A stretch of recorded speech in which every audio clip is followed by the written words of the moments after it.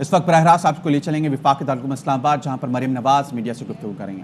اور 4 ہفتوں کی مہلت مانگی ہے کورٹ سے، اور کورٹ نے 4 ہفتوں کی مہلت ان کو دی ہے، لیکن میں یہ کہنا چاہتی ہوں کہ اگر نیب کے پاس کوئی ثبوت ہوتا، ججز نے بار بار ان سے ثبوت مانگے، پہلے نیب کو 2 مہینے سے زیادہ کے لیے کرونا ہو گیا، اور اس کے بعد اب جب کرونا سے واپس آئے ہیں تو انہوں نے 4 ہفتے مانگ لیے ہیں پروسیکیوٹر چینج کرنے کے بہانے۔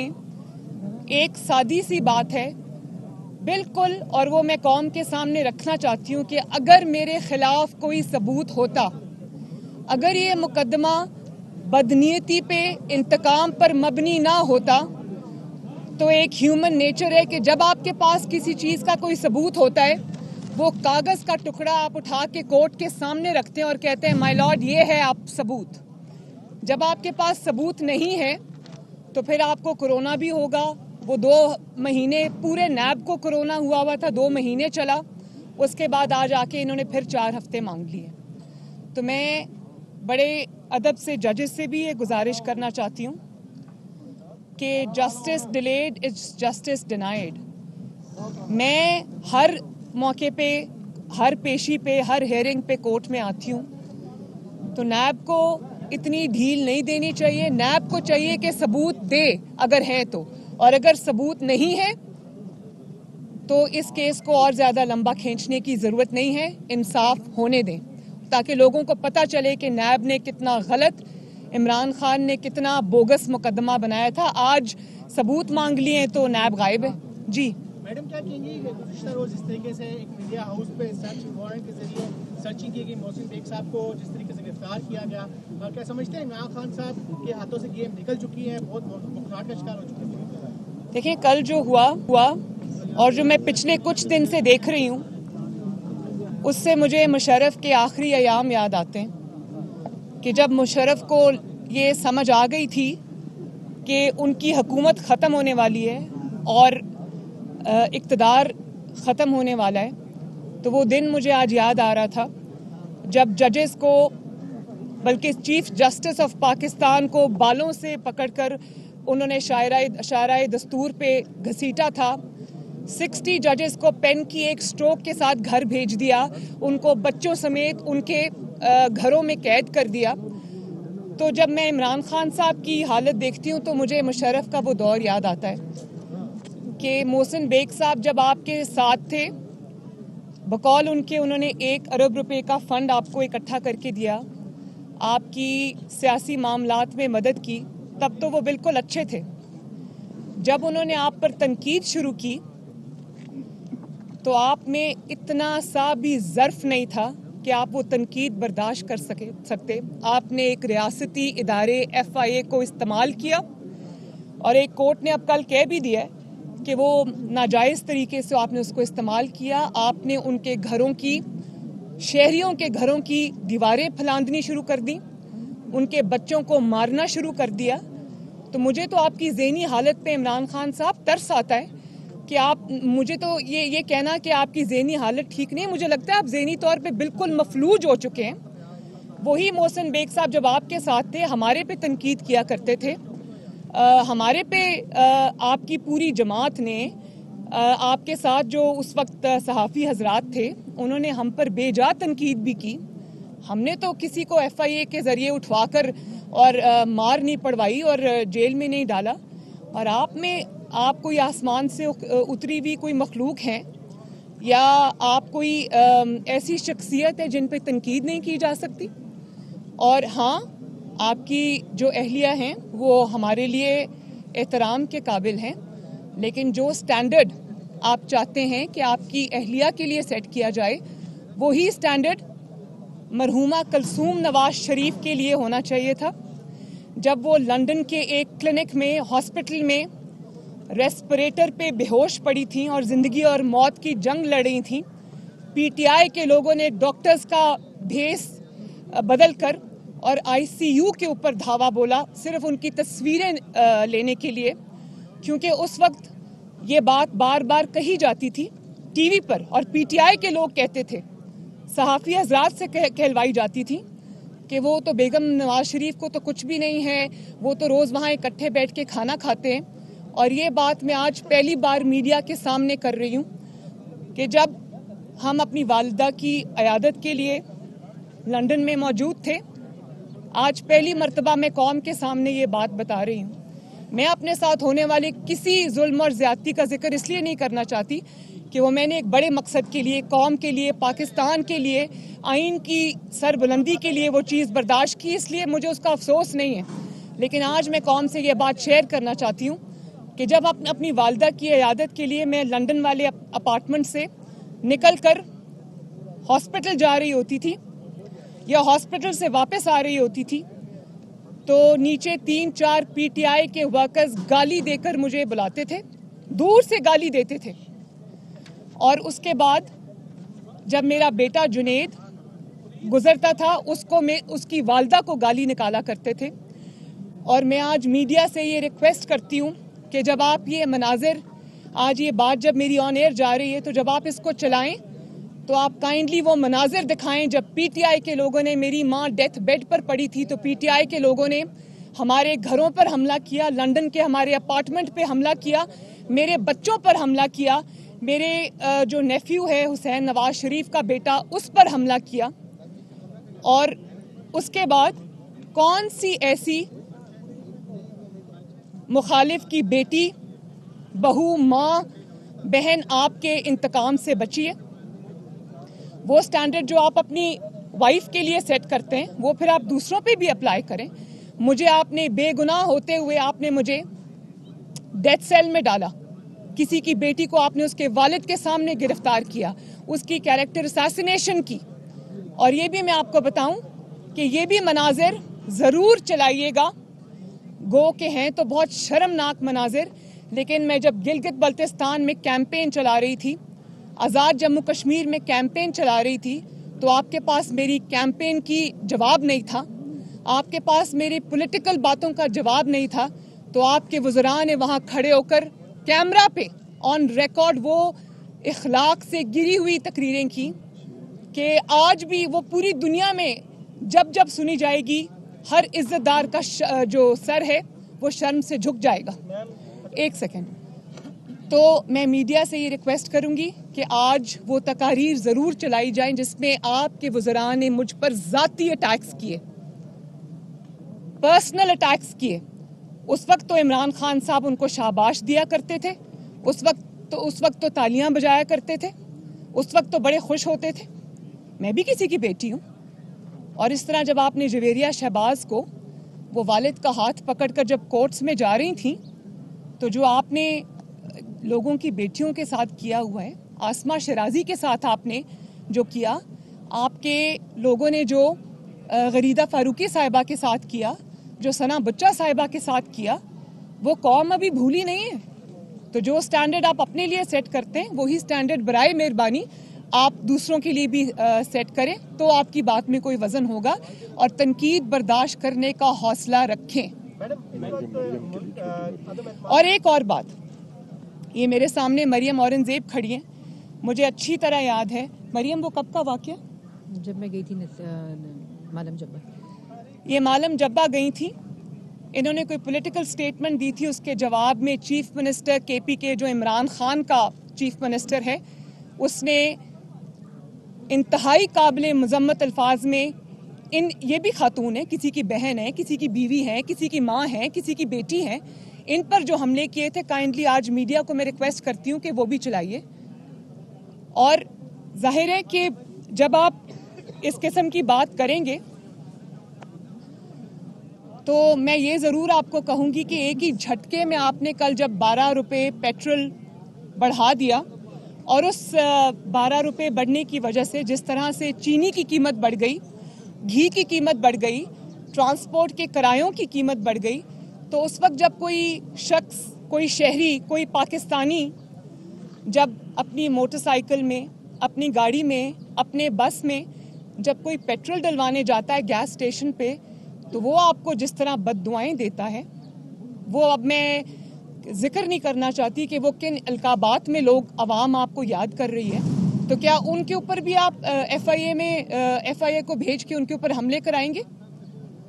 तो मैं 12 रुपये लीटर जो पेट्रोल बढ़ा है, इंतहाई शर्म का मुकाम है कि आप देखें। और जब वो चूल्हे के आगे सामने जब एक खातून खाना खड़ी होती है, जब उसके पास रोटी के लिए पैसे नहीं है, सब्जी के लिए पैसे नहीं है, आटा के लिए पैसे नहीं है, चीनी के लिए पैसे नहीं है, वो जिन इल्काबात में आज आपको याद कर रही हैं, तो तनकीद बर्दाश्त करने का, अगर गलत काम किया है तो तनकीद बर्दाश्त करने का हौसला रखें। आपके मुखालिफिन ने आपकी गलत बातों के ऊपर, आपके गलत इल्ज़ामात पर, झूठे लग़्व इल्ज़ामात पर तनकीद बर्दाश्त की, बल्कि ना सिर्फ तनकीद बर्दाश्त की, आपका जुल्म बर्दाश्त किया। तो थोड़ा सा हौसला आप भी रखें। लोगों के पास सरकारी गाड़ियां नहीं हैं, लोगों के पास सरकारी पेट्रोल की फैसिलिटी नहीं है।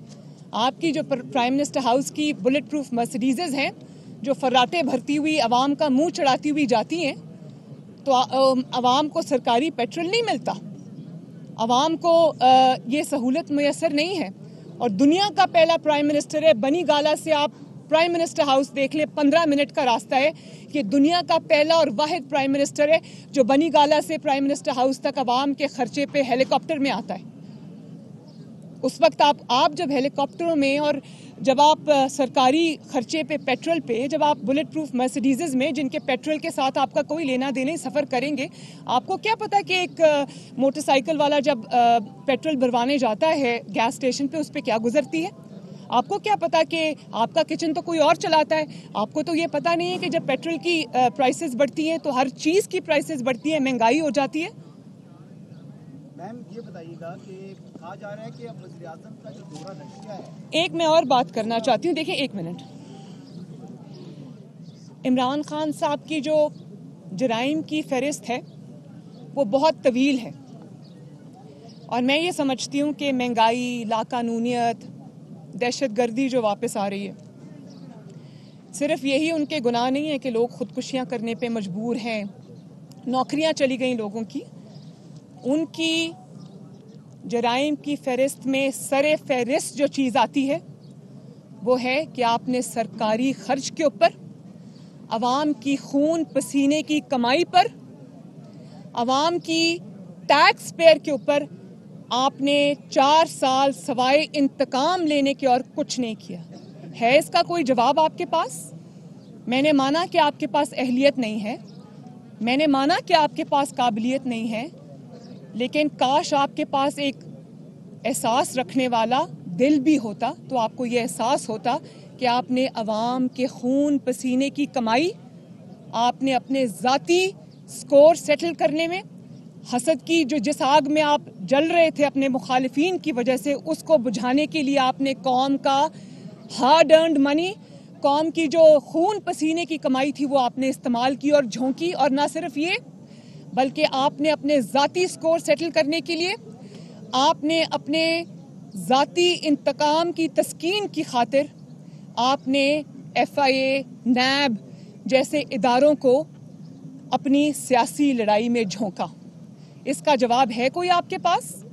और फिर सबसे बड़ा गुनाह आपका ये है कि भले आप जाली थे, भले आप वोट चोरी करके आए थे, लेकिन आखिर आप वज़ीर आज़म की कुर्सी पर तो बैठे ना। भले आप धब्बा लगा गए उसको, लेकिन बैठे। तो जो 3-4 साल आपको आवाम की खिदमत में जुट जाना चाहिए था, उनके एहसास में जुट जाना चाहिए था, आपने वो 3-4 साल सिर्फ और सिर्फ इंतकाम पे अपनी तवज्जो मरकूज़ रखी। इस बात का सवाल आपसे दुनिया में भी होगा और आखिरत में भी होगा। आपको भागने की जगह नहीं मिलेगी इंशाल्लाह। और ये भी मैं आपको बता दूं कि इमरान खान साहब, आप किसी रियासत के नवाब नहीं हैं, आप किसी रियासत के बादशाह नहीं है, ये अवाम आपकी रियाया नहीं है कि आप इसका खून पसीने की कमाई जहां चाहें आप सर्व करें। एक एक पाई का हिसाब आपको देना होगा। लंदन भागने की इजाजत नहीं मिलेगी, अब देना होगा और इंशाअल्लाह ताला देना पड़ेगा। जी सबका लेंगे। हसन आप कर लो। ये नहीं होगा, ये मामला ऑपोजिशन के हाथ में है या नहीं? अगर आप लोग पहले तरीके टेबल कर देते हैं तो फिर ऐसी सूरत हाल में वज़ीर आज़म रशिया नहीं जाएंगे। आप इजाजत ले रही है नहीं? देखिए, मैं तो ये समझती हूँ कि इमरान खान साहब को प्राइम मिनिस्टर हाउस के ही फिलहाल किसी कमरे में बंद कर देना चाहिए। वो जहाँ जाते हैं, जिस मुल्क में जाते हैं, पाकिस्तान का तमाशा बना के आते हैं। अभी आप चाइना में देखा आपने उनको, चाइना में सवाए इस इम्प्रेशन की कि वो पैसा मांगने गए थे, क्या इम्प्रेशन आपको नज़र आया? और पैसा भी नहीं मिला, बल्कि वहाँ पर बलूचिस्तान में जब आपके जो सिक्योरिटी फोर्सेस के एहलकार हैं वो शहीद हो रहे थे, तो आप वहाँ पर बैठकर ओलंपिक्स का मैच देख रहे थे। मैं कहती हूँ कि ज़रूर देखते, लेकिन थोड़ा सा भी दर्द दिल होता तो वो पिक्चर्स आप रिलीज़ ना करते। वहाँ आपके फ़ौजी शहीद हो रहे हैं, वहाँ आप ओलंपिक्स का मैच देख रहे हैं। कि कोई आपका वज़रा में से भी इतना समझ और अकल वाला नहीं है या दर्द वाला नहीं है जो आपको ये बता सके कि ये बैड ऑप्टिक्स है, ये मत करें। तो वो जिस मुल्क में जाते हैं दूसरे मुल्क की बुराइयां शुरू कर देते हैं, और जो बने बनाए पाकिस्तान के ताल्लुकात हैं वो भी बिगाड़ के आ जाते हैं। इस हुकूमत में जितना फॉरेन रिलेशंस का या जो हमारे दूसरों मुल्कों के साथ, इंटरनेशनल कम्युनिटी के साथ इंटरनेशनल रिलेशंस जो पाकिस्तान के थे दूसरे मुल्कों के साथ, जो मतलब एज ओल्ड जो अच्छे ताल्लुकात थे, इन्होंने उनको भी बर्बाद कर दिया। सिर्फ मईशत बर्बाद नहीं की, पाकिस्तान आज अकेला और तन्हा खड़ा है और आपके दोस्त ममालिक भी आपको मुंह लगाने को तैयार नहीं। उसका जिम्मेदार सिर्फ और सिर्फ इमरान खान है। तो मेरा ये ख्याल है कि इनको रोकना चाहिए। अगर ये कहीं जा भी रहे हो तो इनको हाथ जोड़ के कहना चाहिए कि पाकिस्तान अब मजीद बर्बादी का मुतहम्मिल नहीं हो सकता। काइंडली आप ये दौरे मत करें। जी आसिफ जी, आप क्या पूछा? सॉरी, टेबल नहीं करी तरीके अदम एतमाद नहीं, जाने से पहले 24 को जा रहे हैं वो 26 का दौरा है। एक सेकंड सड़क के खिलाफ लाई गई थी, सड़क चेयरमैन के खिलाफ अपोजिशन बिखर गई थी। क्या इस बार मुश्किल है वोटा फ्लो कॉन्फिडेंस लाए गई या नहीं लाए? इसी में एक ऐड कर ले, जहांगीर तरीन की अगर आपको हेल्प लेनी पड़ती है तो क्या मुस्लिम लीग नून उनसे हाथ मिला लेगी? देखिए, मैं तमाम इत्तेहादी जमातों को और मैं तमाम उन MNAs को और MPAs को जो इस वक्त ऑलमोस्ट फॉरवर्ड ब्लॉक बना के बैठे हैं, मैं सबको ये कहना चाहती हूँ कि ये इस वक्त अवाम और इक़्तिदार के दरमियान की जंग है। जो अवाम का हाल इस हुकूमत ने, इस इमरान खान ने किया है, मुल्क की जो तबाही इसने की है और मज़ीद तबाही जो एक एक दिन जो हुकूमत का गुजरता है उसमें एक एक साल पाकिस्तान पीछे जा रहा है।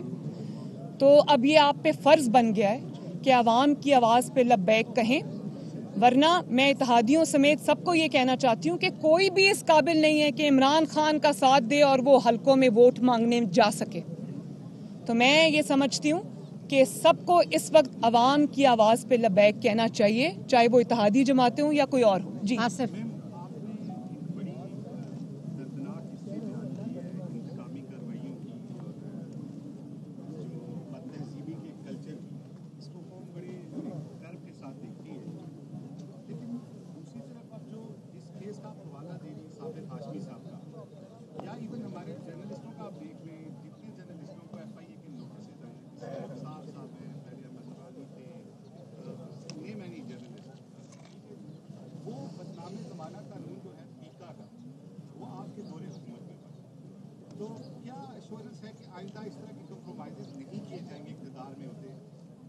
देखिए, बड़ा अच्छा सवाल है आपका। कोई कानून बदनामे ज़माना नहीं होता, सवाए उस कानून के जो डिक्टेटरशिप बनाती है, उसका इस्तेमाल उसको बदनाम करता है। अगर आपने एक कानून को उसके असल इस्तेमाल की बजाय आपने सहाफ़ियों से बदला लेने पे इस्तेमाल किया, सच बोलने पे इस्तेमाल किया, इंतकाम लेने पे इस्तेमाल किया, पॉलिटिकल स्कोर सेटल करने में इस्तेमाल किया, तो फिर तो वो बदनाम ज़माना है। लेकिन अगर आपने उसका सही इस्तेमाल किया, जिस स्पिरिट के लिए वो कानून बनाया जाता है या बनाया गया था, उस स्पिरिट के लिए इस्तेमाल किया, तो कानून तो ख़राब नहीं होता, कानून का इस्तेमाल ख़राब होता है, गलत इस्तेमाल ख़राब होता है।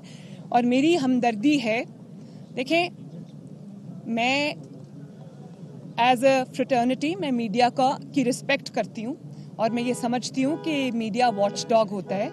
मीडिया की तनकीद कभी बेजा भी होती है, लेकिन बहुत दफ़ा ऐसा भी हुआ है कि मीडिया की तनकीद की वजह से इंसान को अपनी कोर्स की दुरुस्तगी का मौका मिलता है, अपनी गलतियाँ सुधारने का मौका मिलता है, इंसाइट मिलती है चीज़ों में। तो मैं ये समझती हूँ कि पाकिस्तान में इस वक्त जो सहाफ़ियों के साथ हो रहा है, चाहे वो हामिद मीर साहब हो या वो कोई भी हो, मैं ये समझती हूँ कि इस वक्त दुनिया का ख़तरनाक तरीन मुल्क جو صحافیوں کے اعتبار سے ہے وہ پاکستان ہے. کون سا ایسا ظلم ہے جو صحافیوں کے ساتھ نہیں اٹھایا گیا؟ ان کے بچوں کو یتیم کیا گیا, ان کو سرے عام گولیاں ماری گئیں, ان کو سرے عام براڈ ڈے لائٹ میں اٹھا کر ڈالوں میں ڈال کر یہ لے گئے. کہیں ایف آئی اے, کبھی نیب, ان کے سارے چیزیں کھول کے رکھ دی, ان کے خاندانوں کو سفر کرنا پڑا. تو میں یہ سمجھتی ہوں کہ یہ بہت ہی, آپ اپنی غلطیاں نہیں دیکھتے, اپنی غلطیوں کی نشاندہی کرنے والوں کی تکلیف آپ کو ہوتی ہے. تو ذرا حوصلہ رکھیں تنقید کا, یا پھر سیاست چھوڑ دیں. متی اللہ شہباز شریف بطور صدر مسلم لیگ نون تحریک عدم اعتماد کے حوالے سے بہت بڑا سیاسی جوا کھیل رہے ہیں. اگر وہ ناکام ہوتے ہیں تو کیا وہ اپنے پارٹی عہدے سے دستبردار ہو جائیں گے؟ اور دوسرا سوال کیا آپ اور مسلم لیگ نون موجودہ آرمی چیف کی دوبارہ ایکسٹینشن کے حق میں ہیں؟ دیکھیں, میں یہ سمجھتی ہوں کہ پاکستان مسلم لیگ نون نے اگر تحریک عدم اعتماد کے لیے اگری کیا ہے تو میں پہلے بھی جو میں نے میسج اتحادیوں کو دیا ہے حکومت کے, جو میں نے میسیجز ڈسگرنٹلڈ جو بھی ان کے ایم این ایز ہیں, ایم پی ایز ہیں, ان کو دیا ہے, وہی چیز مسلم لیگ نون پہ بھی لاگو ہوتی ہے. ہم آپ کی طرف دیکھ رہے ہیں, اپوزیشن کی طرف دیکھ رہے ہیں, صحافیوں کی طرف دیکھ رہے ہیں کہ کوئی ان کے لیے آواز اٹھائے, اور اس جو اتنی بربادی اور تباہی ان کے اوپر آئی ہوئی ہے عمران خان کی صورت میں, اس سے ان کو نجات دلائے. تو میں یہ سمجھتی ہوں کہ اگر اپوزیشن اس وقت ایکٹ نہیں کرے گی تو اپوزیشن بھی برابر کی, لوگ اس کو برابر کا ذمہ دار ٹھہرائیں گے. تو ہم نے اپنے عوام کے پاس واپس جانا ہے, الیکشن میں ہم نے انہی کے پاس واپس جانا ہے. تو لوگ یہ پوچھیں گے کہ جب ہم تکلیف سے گزرے تھے تو آپ کہاں تھے. باقی میں یہ سمجھتی ہوں کہ انشاءاللہ تعالی امید ہے کہ کامیابی ہوگی, کیونکہ عمران خان صاحب اس وقت اپنی لاسٹ لیگز پہ ہیں. تو میں یہ سمجھتی ہوں کہ یہ ایک ایسا رسک ہے جو لینا چاہیے. جی آپ جب ایک منٹ, جب اس کی کوئی ذکر ہوگا, قبل از وقت ہے یہ سوال, تو میں ضرور اس کا جواب دوں گی. ابھی ایسا کچھ آیا نہیں ہمارے سامنے.